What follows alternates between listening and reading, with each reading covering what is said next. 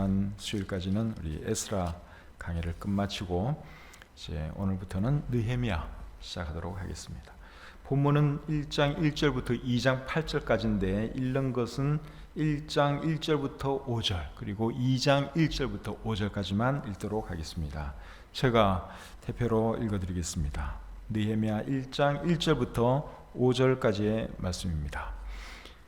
하가랴의 아들 느헤미야의 말이라. 아닥사스다 왕 제20년 기슬르월에 내가 수산궁에 있는데 내 형제들 가운데 하나인 하나니가 두어 사람과 함께 유다에서 내게 이르렀기로 내가 그 사로잡힘을 면하고 남아있는 유다와 예루살렘 사람들의 형편을 물은즉 그들이 내게 이르되 사로잡힘을 면하고 남아있는 자들이 그 지방 거기에서 큰 환난을 당하고 능욕을 받으며 예루살렘 성은 허물어지고 성문들은 불탔다 하는지라. 내가 이 말을 듣고 앉아서 울고 수일 동안 슬퍼하며 하늘의 하나님 앞에 금식하며 기도하여 이르되 하늘의 하나님 여호와 크고 두려우신 하나님이여 주를 사랑하고 주의 계명을 지키는 자에게 언약을 지키시며 긍휼을 베푸시는 주여 간구하나이다. 건너뛰어서 2장 1절부터 5절까지의 말씀 보겠습니다. 아닥사스다 왕 제20년 니산월에 왕 앞에 포도주가 있기로 내가 그 포도주를 왕에게 드렸는데 이전에는 내가 왕 앞에서 수심이 없었더니 왕이 내게 이르시되 네가 병이 없거늘 어찌하여 얼굴에 수심이 있느냐 이는 필연 내 마음에 근심이 있음이로다 하더라. 그때에 내가 크게 두려워하여 왕께 대답하되 왕은 만세수를 하옵소서. 내 조상들의 묘실이 있는 성읍이 이제까지 황폐하고 성문이 불탔사오니 내가 어찌 얼굴에 수심이 없사오리까 하니 왕이 내게 이르시되 그러면 네가 무엇을 원하느냐 하시기로 내가 곧 하늘의 하나님께 묵도하고 왕에게 아뢰되 왕이 만일 좋게 여기시고 종이 왕의 목전에서 은혜를 얻어싸우면 나를 유다 땅 나의 조상들의 묘실이 있는 성읍에 보내어 그 성을 건축하게 하옵소서 하였는데. 자, 말씀을 위해서 잠시 기도하겠습니다. 하나님, 귀한 수예배를 저희들에게 허락해 주시고 또 이 시간 주님 앞에 나와 하나님을 찬양하고 하나님께 또 기도 제목을 서로 나누고 하나님께 기도할 수 있는 귀한 시간 주신 것 감사합니다. 우리가 드린 기도 하나님 들으신 줄 믿습니다. 우리의 기도가 응답되게 해 주시옵소서. 부족한 종이 또 말씀을 들고 섰습니다. 오늘부터 느헤미야 강의를 시작하는데 또 느헤미야를 통해서도 참 우리에게 귀한 것들 가르쳐 주시고 또 우리는 배운 대로 하나님 말씀대로 살아가게 해 주시옵소서. 예배를 귀히 여기고 이렇게 또 이 자리에 함께한 우리 귀한 성도님들 인하여 감사합니다. 하나님, 이분들 특별히 기억해 주시고 이분들의 가정과 하시는 모든 생업 위에 하나님 복을 내려 주시옵소서. 또 부득이한 사정으로 함께하지는 못하지만 또 집에서 실시간으로 이 시간 우리와 함께하고 있는 분들이 있습니다. 집중해서 잘 예배하시도록 도와주시고 또 더 많은 분들이 또 이 자리에 나와서 우리 하나님을 예배하시도록 하나님 도와주시옵소서. 코로나 기간 중이긴 하지만 그래도 교회는 성장해야 함을 믿습니다. 영혼들이 구원받아야 하고 또 매 예배 때마다 풍성한 예배가 하나님께 올려져야 하는 것을 저희가 믿습니다. 하나님, 우리 교회가 그 역할을 잘 감당하는 교회가 되게 해주시고 참 코로나 상하긴 하지만 이 대한민국의 교회들이 참 다시 일어나고 또 예배가 살아나고 영혼들이 교회로 몰려드는 놀라운 역사가 이 땅 위에서 일어나게 해 주시옵소서. 모든 말씀을 주님께 의탁하오며 예수님의 이름으로 기도드립니다. 아멘. 자리에 앉겠습니다. 오늘은 느헤미야 1장 1절부터 2장 8절까지의 말씀을 본문으로 해서 느헤미야의 나라사랑 이런 제목으로 은혜 받기를 원합니다. 느헤미야서의 기록자는 느헤미야입니다. 1절에 보시면 그렇게 나와 있죠. 하가랴의 아들 느헤미야의 말이라. 그러니까 느헤미야서에 기록된 이런 말들을 기록했다 그 말이죠. 느헤미야라고 하는 이름의 뜻은 여호와는 위로하신다라는 뜻입니다. 유대인들의 이름에 야자가 들어가면 그 야는 야훼, 여호와를 의미합니다. 그러니까 느헤미야 야자가 들어갔죠. 그래서 의미는 여호와는 위로하신다, 그러한 뜻입니다. 느헤미야는 바사, 즉 페르시아의 아닥사스다 왕 밑에서 술관원으로 있다가 자기 조국 유다가 어렵다는 소식을 듣고 유다로 와서 자기 조국을 섬긴 사람입니다. 느헤미야가 바사, 페르시아 왕의 술관원이었다는 말은 오늘 본문 1장 11절에 나옵니다. 그 부분에 보시면 그때에 내가 왕의 술관원이 되었느니라. 그러니까 이 느헤미야가 바사왕, 페르시아 왕의 술관원이었습니다. 술관원은 뭐 하는 사람인가 하면 왕이 마시는 술을 관리하는 사람입니다. 누군가가 왕을 독살하려고 왕이 마시는 술에다가 독을 탈 수도 있잖아요. 그러니까 누군가가 철저하게 그것을 관리를 해야 되는데 그 책임자가 술관원이라고 할 수 있죠. 우리말 성경에서는 이 술관원을 이렇게 번역을 했습니다. 왕에게 술을 따라 올리는 사람, 그렇게 번역을 했는데 관리도 하고 그리고 이제 왕 앞에 또 이제 술도 갖다 바치고 이제 이런 역할도 하겠죠. 그리고 왕이 또 술 마시기 심심하면 같이 또 마시자 그러면 또 같이 옆에서 마셔야 하는 이런 역할이 술관원이라고 할 수 있습니다. 그러니까 그 역할이 대단히 중요한 것입니다. 왕의 목숨과 직결되는 그런 직분이라고 할 수 있습니다.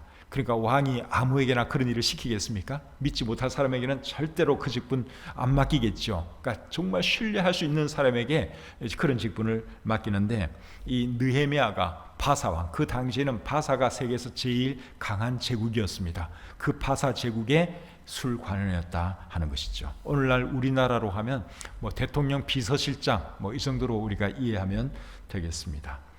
근데 이분이 유다로 와서는 이제 어떤 직분을 가지고 또 일을 하게 되는가 하면 유다의 총독 직분을 가지고 이분이 일을 합니다. 그 말씀은 누가복음이 아니고 느헤미야 5장 14절부터 16절에 나옵니다. 잠시 한번 보겠습니다.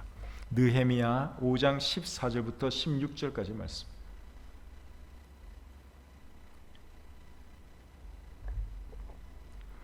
제가 읽어드릴게요. 또한 유다 땅 총독으로 세움을 받은 때 곧 아닥사스다 왕 제20년부터 제32년까지 12년 동안은 나와 내 형제들이 총독의 녹을 먹지 아니하였느니라.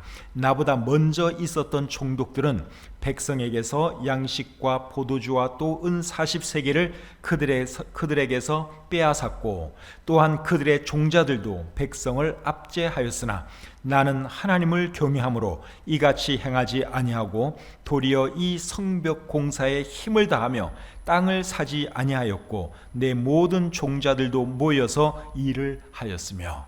자, 여기 보니까 이 느헤미야가 유다에 와서는 이제 총독이 된 것을 말씀하고 있지요. 다른 총독들은 막 백성들을 압제하기도 하고 돈을 뺏기도 하고 그랬는데 자기는 그러지 않았다 하는 것을 여기서 말씀하고 있습니다. 근데 이 느헤미야가 이제 어떤 과정을 거쳐서 유다로 오게 되었는가 하는 거예요. 그에 대한 말씀이 오늘 읽은 이 본문에 기록되어 있습니다. 1장 1절 중간부터 3절까지 말씀을 보겠습니다. 1장 중간부터 아닥사스다 왕 제20년 기슬로월에 내가 수산궁에 있는데 내 형제들 가운데 하나인 하나니가 두어 사람과 함께 유다에서 내게 이르렀기로 내가 그 사로잡힘을 면하고 남아있는 유다와 예루살렘 사람들의 형편을 물은즉 그들이 내게 이르되 사로잡힘을 면하고 남아있는 자들이 그 지방 거기에서 큰 환난을 당하고 능욕을 받으며 예루살렘 성은 허물어지고 성문들은 불탔다 하는지라. 방금 읽은 이 말씀에 보시면 하난이라고 하는 사람이 두어 사람과 함께 유다에서 바사로 왔습니다. 그렇게 해서 이제 느헤미야를 만나게 되죠. 근데 여기 나오는 이 하난이라고 하는 사람을 오늘 방금 읽은 이 본문에서는 뭐라 그랬어요? 내 형제들 가운데 하나라고 표현을 하고 있죠. 근데 제 생각에는 이 하나니가 느헤미야의 친형제라고 생각이 됩니다. 느헤미야 7장 2절을 보시면 내 아우 하나니 그런 표현이 나와요. 그러니까 이 하나니는 느헤미야의 동생이에요. 그러니까 이제 형은 바사 제국에서 왕의 술관으로 일을 하고 동생은 아마 또 유다에 볼 일이 있어서 다녀왔는지 거기서 살다가 방문을 했는지 그건 모르겠지만 어쨌든 이제 이 하나니가 파사에 살고 있는 느헤미야를 찾아온 것입니다. 느헤미야가 이제 그들을 만나서 유다의 상황에 대해서 묻죠. 내 조국 유다는 지금 어떤 상황이냐, 정치, 경제 모든 면에서 어떻게 돌아가고 있느냐, 그렇게 물었습니다. 그렇게 물은 것은 이 느헤미야가 자기 나라에 대해서 그만큼 관심이 있으니까 묻는 거죠. 그냥 나라에 자기 조국에 대해서 관심이 없으면 뭐 굳이 묻지도 않겠죠. 그런데 늘 자기 조국에 대한 그 생각이 느헤미야의 마음에서 떠나지를 않습니다. 그러니까 유다에서 자기 동생과 이렇게 몇 사람이 오니까 내 조국은 지금 어떤 상황이냐, 그렇게 물은 것이죠. 그러니까 하나님가 이제 설명을 해 줍니다. 설명 내용이 뭡니까? 유다 사람들은 능욕을 당하고 있고 성은 허물어진 상태로 방치되어 있고 성문들은 불에 탄 채로 그대로 내버려져 있다. 그렇게 설명을 해 주었습니다. 근데 이제 그때가 언제인가 하면 아닥사스다 왕 제20년이라 그랬습니다. 이거는 기원전 444년쯤 됩니다. 기원전 444년. 여러분 스룹바벨이 5만 명 정도 되는 사람들을 이끌고 바벨론에서 예루살렘으로 돌아왔을 때가 몇 년이었는가 하면 기원전 537년쯤이에요.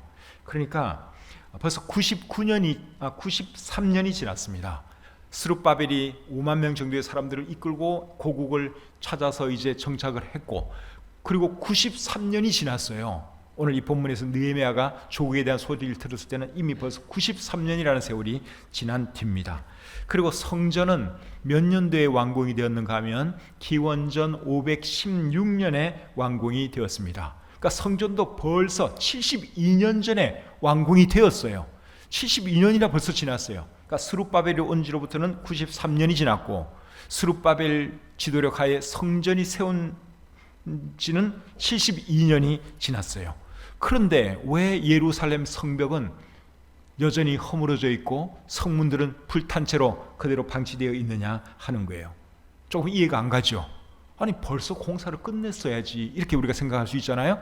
근데 왜 그랬는가 하면 성벽 공사를 반대하는 사람들 때문에 바사 왕이 성벽 공사하는 것을 중지 명령을 내렸습니다. 그러니까 반대파들이 있은 거예요. 이스라엘 사람들이 돌아와서 고국에 돌아와서 열심히 이제 성벽도 쌓고 참 도시를 재건하려고 했는데 반대하는 사람들이 나타난 거예요. 이제 그런 내용이 에스라 4장에 기록이 되어 있습니다. 에스라 4장 7절부터 23절에 보시면 자세한 내용이 거기에 기록되어 있는데 다 읽을 수는 없고 제가 부분적으로 조금 읽어드려 보겠습니다. 에스라 4장 11절부터 13절 말씀입니다. 에스라 4장 11절부터 13절. 아닥사스다 왕에게 올린 그 글의 초보는 이러하니 강 건너편에 있는 신하들은 왕에게 아뢰나이다. 당신에게서 우리에게로 올라온 유다 사람들이 예루살렘에 이르러 이 패역하고 악한 성읍을 건축하는데 이미 그 기초를 수축하고 성곽을 건축하오니 이제 왕은 아시옵소서. 만일 이 성읍을 건축하고 그 성곽을 완공하면 저 무리가 다시는 조공과 관세와 통행세를 바치지 아니하리니 결국 왕들에게 손해가 되리이다. 이게 무슨 말인가 하면 이제 이스라엘 사람들이 유다로 돌아와서 성벽을 열심히 쌓고 있으니까 그 주변에 있던 이방 사람들이 바사 왕에게 이제 편지를 쓴 거죠. 이 사람들 계속 성벽을 쌓도록 내버려두면 반드시 이 예루살렘들이 왕을 거역할 것입니다. 이 예루살렘 성읍은 악하고 패역한 성읍입니다. 그렇게 사실이 아닌 말을 말하면서 이제 못하도록 한 거죠. 그 다음에 21절부터 23절 보겠습니다. 이제 너희는 명령을 전하여 그 사람들에게 공사를 그치게 하여 그 성을 건축하지 못하게 하고 내가 다시 조서 내리기를 기다리라. 너희는 삼가서 이 일에 게으르지 말라. 어찌하여 화를 더하여 왕들에게 손해가 되게 하랴 하였더라. 아닥사스다 왕의 조서 초본이 르훔과 서기관 심세와 그의 동료 앞에서 낭독되매 그들이 예루살렘으로 급히 가서 유다 사람들을 보고 권력으로 억제하여 그 공사를 그치게 하니. 결국 왕에게 편지를 쓰고 막 그러더니만 결국은 이제 왕이 공사 중지 명령을 내린 거예요. 그러니까 이제는 성벽을 쌓으면은 그게 뭐가 되는 것입니까? 행정명령 위반이 되는 거예요. 벌금 내야 돼요. 잘못하면 감옥도 가야 되고. 그러니까 왕이 명령을 내렸기 때문에 그 무너진 거 보고도 어떻게 할 수가 없는 거예요. 또 거기다가 또 이방 사람들은 한 번씩 더 허물겠죠. 그러니까 이제 엉망이 되는 거예요. 그리고 공사 중지 명령을 내린 왕이 누군가 하면 아닥사스다 왕이에요. 지금 느헤미야가 섬기는 왕이 아닥사스다 왕이죠. 그러니까 이 아닥사스다 왕이 그런 명령을 내렸습니다. 그리고 아닥사스다 왕의 전 왕은 누구였는가 하면 아하수에로 왕입니다. 아하수에로 많이 들은 이름이죠. 에스더서에 나옵니다. 에스더 왕비를 택한 그 왕이 아하수에로인데, 이 아하수에로는 아닥사스다 왕의 아버지예요. 근데 그분이 왕으로 있을 때도 역시 이제 사람들이 공사를 못하도록 방해를 한 것을 우리가 볼 수 있는데, 에스라 4장 6절을 보면 알 수 있습니다. 에스라 4장 6절 말씀. 또 아하수에로가 즉위할 때에 그들이 글을 올려 유다와 예루살렘 주민을 고발하니라. 그러니까 아하수에로 왕 때도 사람들이 방해를 하고, 그 다음에 아하수에로 다음 왕이 누구예요? 아닥사스다 왕인데, 아닥사스다 왕 때도 또 방해를 하는 거예요. 그러니까 공사를 할 수가 없습니다. 그래서 지금 성벽이 무너진 채로, 성문이 불탄 대로 그대로 방치된 채로 수십 년이 지나온 것이죠. 이제 느헤미야가 자기 조국의 상황이 그렇다는 것을 알고 어떤 반응을 보입니까? 자, 1장 4절을 보겠습니다. 오늘 본문 1장 4절. 내가 이 말을 듣고 앉아서 울고 수일 동안 슬퍼하며 하늘의 하나님 앞에 금식하며 기도하여. 느헤미야가 자기 조국이 엉망이라고 하는 그 소식을 들었을 때 주저앉아서 울었다고 말씀하고 있습니다. 그리고 금식하며 기도했다고 말씀하고 있습니다. 이런 것을 보면 느헤미야가 자기 조국 유다를 얼마나 사랑하는 사람인가 하는 것을 우리가 알 수 있죠. 자기는 비록 바사에서 참 왕의 술관으로서 잘 먹고 잘 지내고 있지만 그의 마음속에는 늘 조국에 대한 생각이 있는 거예요. 우리 조국이 잘 돼야 할 텐데, 그 생각을 늘 가지고 있는데 와서 들으니 이 상황이 너무너무 안 좋은 것이죠. 그래서 너무너무 슬퍼서 주저앉아 울고 금식하고 하나님께 기도했다, 그렇게 말씀을 하고 있습니다. 느헤미야보다 14년 빨리 예루살렘에 온 에스라도 자기 나라와 민족을 참 사랑한 그러한 사람이었습니다. 또 오래전에 바벨론으로 끌려왔던 다니엘 같은 사람도 자기 나라, 자기 민족을 얼마나 사랑했는지 모릅니다. 모세 같은 사람도 참 자기 민족을 사랑한 사람이고, 또 사사시대의 지도자들도 자기 민족을 다 사랑한 그러한 사람들이었습니다. 그래서 우리가 성경을 이렇게 쭉 보면 하나님을 사랑하는 사람들은 자기 나라, 자기 민족도 대체로 이렇게 사랑한 것을 볼 수 있습니다. 근데 이거는 오늘날에도 마찬가지예요. 하나님 잘 섬기는 사람, 하나님 경외하는 사람은 자기 나라도 사랑합니다. 자기 민족도 사랑합니다. 우리나라가 일제 치하에 있을 때 여러분 항일 운동에 앞장섰던 사람들이 대부분이 기독교인들이었습니다. 3.1 운동에 앞장섰던 그 33인 중에 16명이 기독교인이었고, 유관순 열사도 기독교인이었고, 그러니까 이 기독교인들이 항일 운동에도 앞장섰던 것을 우리가 역사적으로 알고 있습니다. 또 6.25 때 공산당에 맞서 싸운 사람들 중에도 기독교인들이 월등히 많았습니다. 오늘날에도 우리나라를 사랑하는 사람들은 기독교인들 중에 제일 많다고 생각을 합니다. 우리 대한민국 국민이면 우리나라에 대한 애국심을 다 가지고 있으리라고 생각합니다.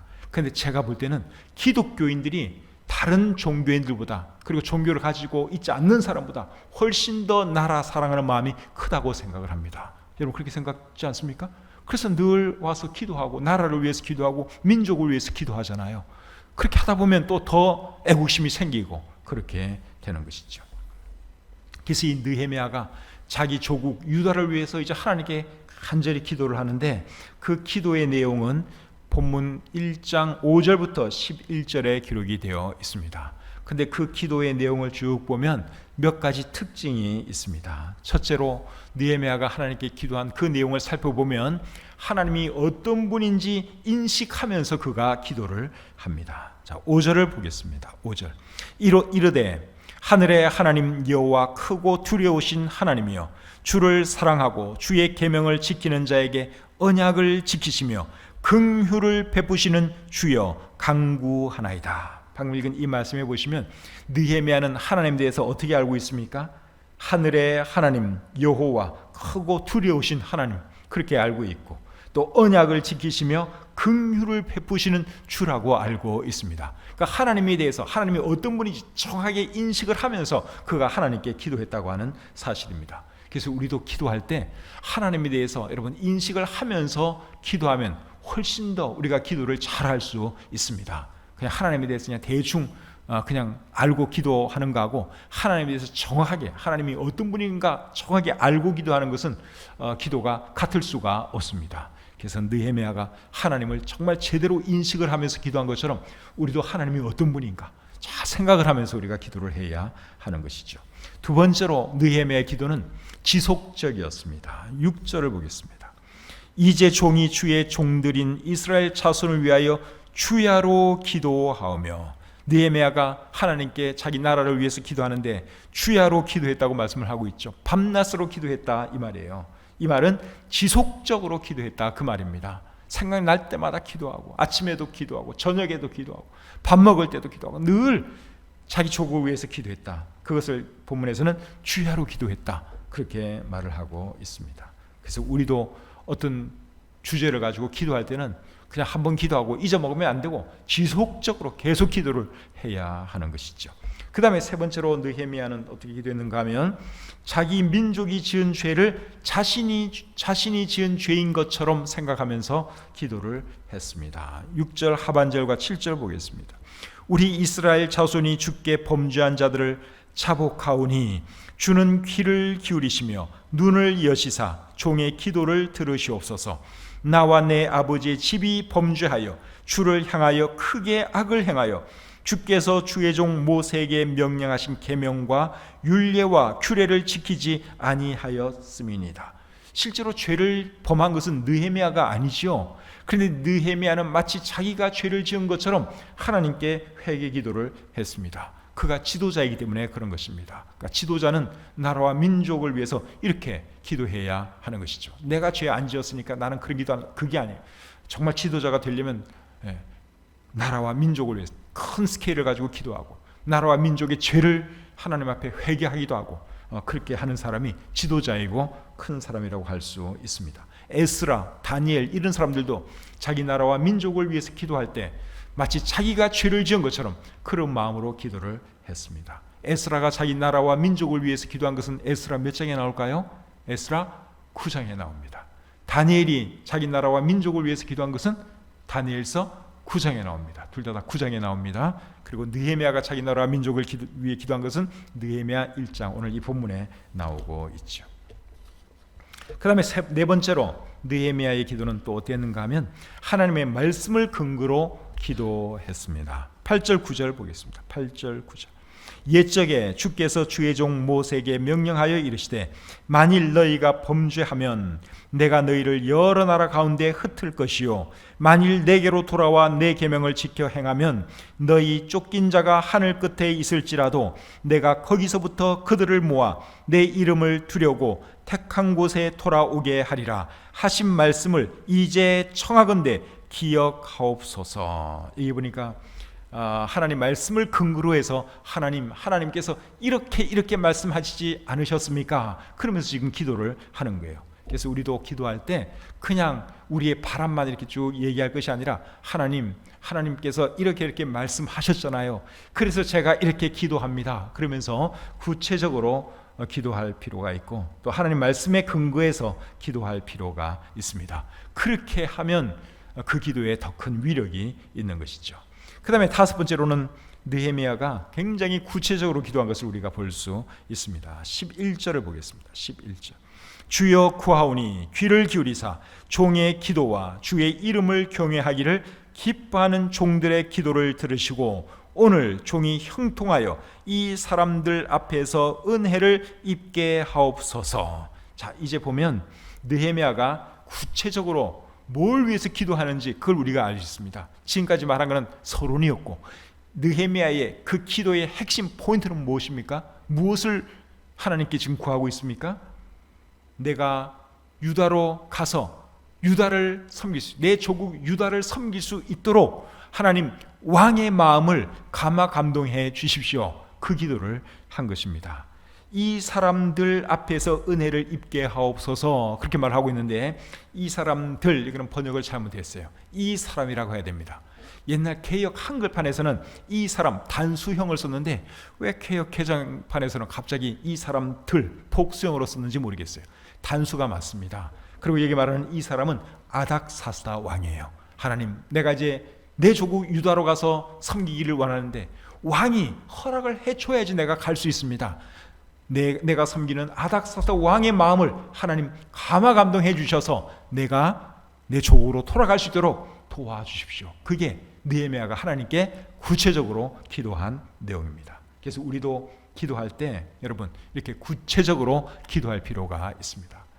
느헤미야는 왕의 신하이기 때문에 뭐 자기 마음대로 가고 싶다고 해서 가고 또 가기 싫다고 안 가고 그런 사람이 아니에요. 왕이 승낙을 해줘야지 움직일 수 있는 사람이에요. 그러니까 왕의 마음을 하나님 움직여 주십시오. 내가 유다로 가서 섬기기를 원합니다. 그렇게 기도한 것이죠.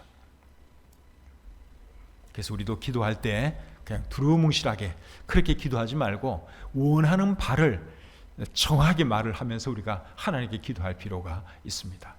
가끔 저는 어떤 분들이 저한테 목사님 기도해 주세요. 누구 뭐 위해서 기도해 주세요. 그렇게 말을 하면 제가 돌아서서 그 자리에서는 제가 예 기도할게요. 그러고 나서 돌아서서는 가만히 있어 보자. 구체적으로 어떻게 기도해 달라는 거지? 제가 생각할 때가 있어요. 그래서 우리가 기도할 때 그냥 하나님 도와주세요. 우리 자녀 잘 되게 뭐 이렇게 두루뭉실하게 하지 말고 구체적으로 언제 어떻게 어떤 방식으로 도와달라고 정확하게 우리가 기도를 해야지 하나님이 더 정확하게 우리의 기도를 들어주시고 도와주실 줄 믿습니다. 자, 2장 1절부터 3절 말씀 계속 보겠습니다. 2장 1절부터 3절. 아닥사스다 왕 제20년 니산월에 왕 앞에 포도주가 있기로 내가 그 포도주를 왕에게 드렸는데 이전에는 내가 왕 앞에서 수심이 없었더니 왕이 내게 이르시되 네가 병이 없거늘 어찌하여 얼굴에 수심이 있느냐 이는 필연 내 마음에 근심이 있음이로다 하더라. 그때에 내가 크게 두려워하여 왕께 대답하되 왕은 만세수를 하옵소서. 내 조상들의 묘실이 있는 성읍이 이제까지 황폐하고 성문이 불탔사오니 내가 어찌 얼굴에 수심이 없사오리까 하니. 자, 여러분 느헤미야가 자기 조국 유다에 대한 소식을 들었을 때는 아닥사스다 왕 제20년 기슬러월이었습니다. 1장 1절에 그렇게 나와 있지요. 그런데 방금 읽은 이 말씀에 보면 느헤미야가 왕에게 유다에 대한 소식을 전했을 때는 언제였는가 하면 아닥사스다 왕 제20년 니산월이라고 이렇게 말씀하고 있죠. 그러니까 20년까지는 같아요. 아닥사스다 왕 20년에 다 일어난 일들이에요.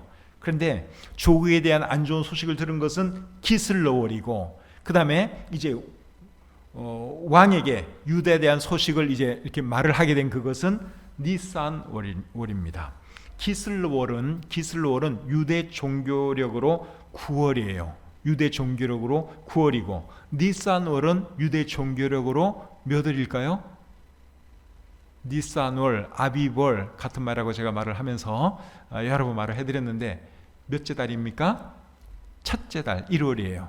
이 정도는 여러분들이 기억을 해두시면 좋습니다. 니산월 또는 아비월이라 그래요. 그게 유대 종교력의 1월이에요. 그리고 기슬러월은 몇 월이라고요? 9월이에요. 그러니까 이제 9월 달에 유다에 대한 소식을 들었어요. 그렇죠. 왕 앞에 가서 이제 말을 하게 된 그것은 1월이에요. 몇 달이 지나갔습니까? 9월 달이 시작해서 10, 11, 12, 1월 넉 달이 지나간 거예요. 그러니까 넉 달 동안 하나님께 열심히 기도를 한 거예요. 그리고 이제 넉 달 지났을 때 이제 왕이 네 표정이 왜 그러냐? 너 어디 아프냐? 그렇게 물으니까 이제 얘기를 하게 된 것이죠. 근데 왕이 느헤미야의 안색을 보고 왜 그런지 이유를 물었을 때 느헤미야가 두려워했다 그랬습니다. 2절 끝에 보면 이는 필연 내 마음에 근심이 있음이로다 하더라. 그때에 내가 크게 두려워하여 왕이 너 지금 무슨 근심이 있는 것 같아? 그렇게 말을 했을 때 느헤미야가 굉장히 두려워했다고 말씀을 하고 있습니다. 두려워한 이유가 뭘까요? 여러분, 느헤미야는 직업이 하는 일이 뭡니까? 술관원이잖아요. 근데 너 얼굴 표정이 왜 그래? 혹시 이 술에 뭐 탄 거 아니야? 이제 이러면서 왕이 자기한테 물어봤을 수도 있겠다. 이제 이 생각을 한 거죠. 그리고 만약에 왕이 그렇게 의심을 하고 또 그렇게 확신해 버리면 자기 목은 그냥 날아가는 거예요. 왕이 술관원 하나 바꾸는 거 그게 일이겠습니까? 근데 얼굴이 이상하니까 왕이 의심을 하면서 약간 묻는 거죠. 평상시에는 안 그랬는데 너 아프지도 않으면서 오늘따라 왜 이렇게 안색이 안 좋아? 그러니까 이제 덜컥 하는 거죠. 사실 잘못은 없는데 이러다가 내 목이 날아가는 거 아닌가? 겁이 난 거죠. 그래서 이제 느헤미야가 사실대로 말을 합니다. 내 조국 유다 그리고 유다의 수도 예루살렘이 지금 말이 아닙니다. 성벽은 무너졌고 성문은 불타고 그래서 제가 마음에 너무너무 근심이 있어서 제 안색이 안 좋았습니다. 왕이여 이해해 주십시오. 이제 그렇게 얘기를 했죠.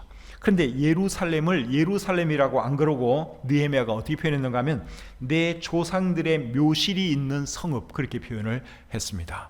왜 그렇게 표현했을까요? 예루살렘이라고 하는 말이 자기 입에서 나가면은 아까 지게 에스라 그 말씀에서 악하고 패역한 성읍이라고 하면서 그 예루살렘을 악평을 했거든요. 이방 사람들이. 그러니까 이 아닥사스다 왕도 예루살렘 하면 약간 거부감을 가질 수가 있어요. 그래서 약간 둘러서 표현을 한 것이죠. 내 조상의 묘실이 있는 그 성읍이 지금 말이 아닙니다. 그래서 제가 마음이 안 좋습니다. 그렇게 말을 한 것이죠. 그렇게 말을 했더니 왕이 호의적으로 대해 줍니다. 2장 4절 5절 보겠습니다. 왕이 내게 이르시되 그러면 네가 무엇을 원하느냐 하시기로 내가 곧 하늘의 하나님께 묵도하고 왕에게 아뢰되 왕이 만일 좋게 여기시고 종이 왕의 목전에서 은혜를 얻었사오면 나를 유다 땅 나의 조상들의 묘실이 있는 성읍에 보내어 그 성을 건축하게 하옵소서 하였는데, 자, 왕이 이제 그 자초지종을 다 듣고는 뭐라 그럽니까? 그래? 내가 뭘 해주면 좋겠느냐? 이렇게 호의적으로 질문을 해 왔습니다. 그 말을 들은 느헤미야가 어떤 행동을 취했는가 하면 하나님께 묵도했다고 말을 하고 있습니다. 묵도라는 말은 침묵기도라는 말이죠. 그런데 다른 번역본들은 그냥 다 기도했다고 이렇게 표현을 했어요. 근데 개역 개정판에서는 이게 아마 그냥 잠깐 소리 없이 기도했을 거다 그렇게 추측을 하고서 묵도라는 말로 번역을 한 것 같습니다. 어쨌든 이 느헤미야가 이제 왕이 그렇게 말하니까 잠시 하나님께 기도를 한 거예요. 무슨 기도를 했을까요? 하나님 감사합니다. 감사의 기도일 수도 있고, 하나님 이제 내가 왕에게 설명을 잘해야 되는데 설명 잘할 수 있도록 하나님 지혜를 주십시오. 뭐 이런 기도였을 수도 있어요. 그래서 잠시 기도하고 나서 이제 왕에게 필요한 것을 얘기하게 되죠. 자, 2장 6절을 보겠습니다. 2장 6절을 보면 그때의 왕후도 왕 곁에 앉아 있었더라. 왕이 내게 이르시되 네가 몇 날에 다녀올 길이며 어느 때에 돌아오겠느냐 하고 왕이 나를 보내기를 좋게 여기시기로 내가 기한을 정하고. 그러니까 왕이 갔다 오라는 거예요. 너무너무 고맙죠? 그러니까 이 느헤미야가 그러면 내가 언제부터 언제까지 갔다 오겠습니다. 그렇게 기한을 또 왕에게 말을 해 주었다. 그렇게 말을 하고 있죠. 그리고 7절 8절을 보시면 이제 또 필요한 것들 달라고 또 그런 말도 합니다. 7절 8절을 보겠습니다. 내가 또 왕에게 아뢰되 왕이 만일 좋게 여기시거든 강 서쪽 총독들에게 내리시는 조서를 내게 주사 그들이 나를 용납하여 유다에 들어가기까지 통과하게 하시고 또 왕의 삼림 감독 아삽에게 조서를 내리사 그가 성전에 속한 영문의 문과 성곽과 내가 들어갈 집을 위하여 들보롯을 제목을 내게 주게 하옵소서 하매 내 하나님의 선한 손이 나를 도우심으로 왕이 허락하고. 그래서 필요한 목재 사용 허가서도 좀 달라고 얘기를 하고 또 이렇게 통과하는데 어려움이 없도록 왕의 편지도 하나 써달라고 그렇게 요구를 했더니 왕이 다 들어 주었어요. 그렇게 해서 이제 느헤미야는 왕의 허락과 도움을 받는 가운데 유다로 가게 됩니다. 근데 이렇게 일이 순조롭게 잘 진행되도록 도와주신 분은 결국 누구실까요? 하나님이시죠. 8절 끝부분에 보시면 내 하나님의 선한 손이 나를 도우심으로 왕이 허락하고, 그러니까 4개월 동안 열심히 하나님께 금식하고 기도한 그것이 이렇게 좋게 결과가 나타난 것이죠. 이렇게 해서 이제 느헤미야는 바사 왕의 술관으로 있다가 이제는 그거 잠깐 내려놓고 유다의 총독으로 가서 그곳에 가서 뭘 합니까? 성벽을 쌓는 그런 일을 하게 되죠. 오늘 이 본문을 통해서 우리가 배울 수 있는 교훈은 뭘까요? 하나님의 사람들은 나라와 민족을 사랑해야 한다 하는 거 배울 수 있습니다. 여러분, 어떻게 하는 것이 나라와 민족을 사랑하는 걸까요? 3가지만 말씀드리기 원하는데, 첫째는 나라와 민족을 위해서 기도하는 것이 나라와 민족을 사랑하는 것입니다. 그래서 우리가 우리 나라를 사랑해야 하는데 어떻게 하는 것이 사랑하는 거냐? 우리 나라를 위해서 기도해야 하는 것이죠. 지금 우리나라의 상황이 안 좋은 거 여러분 다 알고 있는 거죠.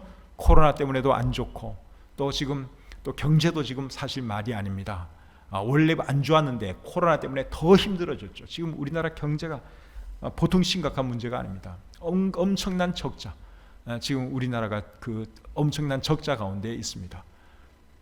코로나 때문에 또 나라에서 돈도 줘가지고 저도 받아 쓰기는 잘 받아 썼는데, 근데 그게 받아 쓰는 그것이 여러분 이게 나중에 결국 우리 후손들이 그거 다 갚아야 될 돈이에요. 엄청난 빚이에요. 그래서 사실 파퓰리즘 이건 별로 좋은 건 아닙니다.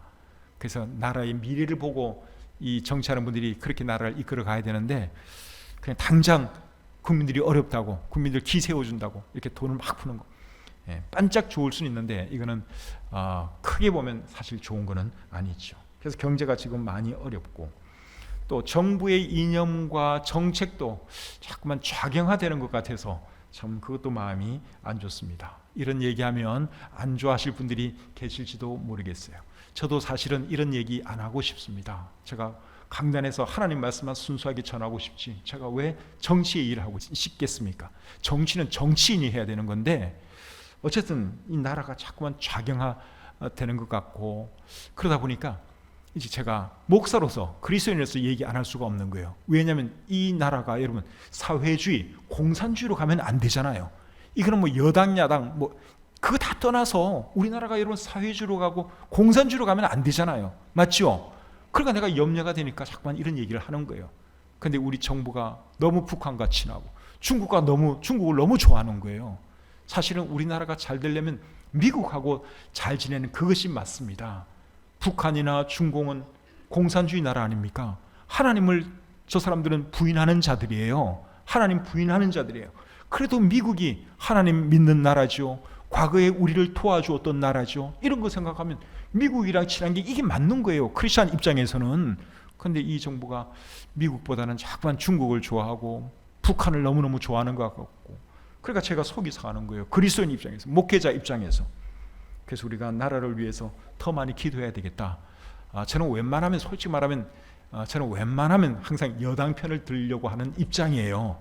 나라를 위해서 기도하고 위정자를 위해서 기도하라고 하나님이 얘기했으니까 웬만하면 저는 여당 입장에서 제가 그렇게 늘 그 자세를 취하는 사람인데, 근데 정부가 잘못된 길로 간다? 하나님 반대 방향으로 가려고 한다? 그러면 제가 목회자로서 제가 성경이 말하는 범위 내에서는 제가 말을 하려고 합니다. 근데 지금 이 정부가 어쨌든 간에 좌경화된다는 거예요. 자꾸만 조금 잘하고 못하고 이게 문제가 아니라 자꾸만 좌경화되는, 이것이 참 심각한 문제라고 생각이 됩니다. 그래서 여러분 코로나 때문에도 자꾸만 그 행정명령, 똑같이 행정명령을 내리면 누가 뭐라 그럽니까? 근데 교회에 대해서만 유독 엄격한 잣대를 갖다 대니 제가 속이 안 상하겠어요? 다른 데서 밥 먹으면 코로나가 안 걸리고 교회에서 밥 먹으면 코로나 걸리고 그렇습니까? 저도 오늘 낮에도 식당 가서 어느 자매님이 대접을 해줘서 잘 먹었는데 빡닥빡닥해요. 진짜 그냥 탁탁 앉아서 먹거든요. 우리 교회는 그래도 이렇게 지그재그로 앉아서 밥 먹으라 그러잖아요. 그럼 우리 교회를 믿으면 되는데 하여튼간에 교회만 그냥 들들 잡는 것 같아서 이게 다 그 사회주의, 공산주의 그쪽으로 가려고 하다 보면 이 교회가 늘 걸림돌이 되거든요. 그래서 이게 교회를 더 이러는 게 아닌가 하는 그런 생각이 듭니다. 또 지금 포괄적 차별금지법이 발의된 상태에 있잖아요. 그거 통과되면 동성애는 죄입니다. 그거 설교했다가는 벌금 내야 돼요. 감옥에 갈 수도 있어요. 또 동성애자가 나 교회에서 좀 채용해 주세요. 나 주례 좀 해주세요. 그거 안 됩니다. 그랬다가는 그것도 벌금 감면 감옥에 갈 수도 있어요. 나라가 희한하게 되는 거죠. 그래서 그것도 발의는 됐지만 상정이 안 되도록, 통과되지 않도록 우리 그리스도인들이 기도해야 하는 것입니다. 그래서 우리가 정말 우리나라와 민족을 다 사랑하는 사람들인데 어떻게 하는 것이 우리나라와 민족을 더 사랑하는 것이냐? 기도하는 거예요. 이 나라가 잘못된 길로 가지 않도록 정말 하나님 기뻐하시는 방향으로 가게 해달라고 우리나라와 민족을 위해서 기도해야 할 줄 믿습니다. 두 번째로는 열심히 전도하는 것이 나라와 민족을 사랑하는 것입니다. 우리나라의 장래는 하나님 손안에 있는 거 우리가 다 알고 있잖아요. 우리나라가 잘 되려면 여러분 우리나라가 어떤 나라가 돼야 되겠어요? 온 국민이 하나님 섬기고 그리고 참 하나님 잘 믿고 경외하는 그런 삶을 우리 국민들이 살아가면 하나님께서 우리나라를 복 주시죠. 그리고 그런 나라가 되려면 이 땅에 그리스도인들이 많이 생겨나야 하는 것입니다. 그래서 그런 나라가 되기 위해서는 일단 우리가 더 열심히 전도해야 한다는 거 우리가 알아야 되겠습니다. 그 다음에 세 번째로는 그리스도인들이 하나님 보시기에 바르게 살아가는 것, 그것이 애국이요 애족이라고 생각을 합니다. 여러분 소돔성이 멸망했는데 소돔성이 왜 멸망했는가 하면 악인들이 많아서도 멸망을 했지만 또 바꿔서 말하면 의인 10명이 없어서도 멸망을 했다고 말할 수가 있죠. 하나님 의인 10명만 있으면 멸망 안 시킬 겁니까? 아브라함이 물었을 때 하나님이 그렇게 하겠다 그랬죠. 그런데 결국 의인 10명이 없었어요. 또 예레미야 5장 1절에 보시면 이런 말씀이 있습니다. 예레미야 5장 1절에 보시면 너희는 예루살렘 거리로 빨리 다니며 그 넓은 거리에서 찾아보고 알라. 너희가 만일 정의를 행하며 진리를 구하는 자를 한 사람이라도 찾으면 내가 이 성읍을 용서하리라. 그런데 하나님의 사람들이 엉망으로 살아가고 하나님 앞에 바르게 살지 못하면 그때는 이 나라는 정말 희망이 없는 겁니다. 지금까지 하나님께서 우리나라를 도와주셔서 이만큼 잘 사는 나라로 만들어 주셨는데 온 국민이 다 하나님을 잘 섬겨서 그런 건 아닐 거예요. 그러나 소수의 크리스천들이 정말 하나님 잘 섬기고 열심히 살아가니까 하나님께서 우리나라를 도와주신 것이죠. 그래서 지금 이런 어려움, 저런 어려움이 있는 것도 어쩌면은 그리스도인들이 잘못하기 때문에 우리가 잘못하기 때문에 이런 어려움, 시련이 있는 건지도 몰라요. 그래서 사실은 정치인들, 다른 사람 탓하기 전에 우리 그리스도인들이 우리 자신들을 돌아봐야 되고 우리 자신들이 하나님 앞에 바로 서야 한다고 믿습니다. 그렇게 하는 것이 이 나라를 사랑하는 길인 줄 믿습니다. 하나님께서 우리나라를 복 주시고 우리 교회들을 축복하셔서 이 끝날에 다시 한번 일어나서 제2의 부흥기가 찾아왔으면 좋겠습니다. 그렇게 되게 해달라고 우리가 우리나라를 위해서 더 간절히 기도해야 할 줄 믿습니다.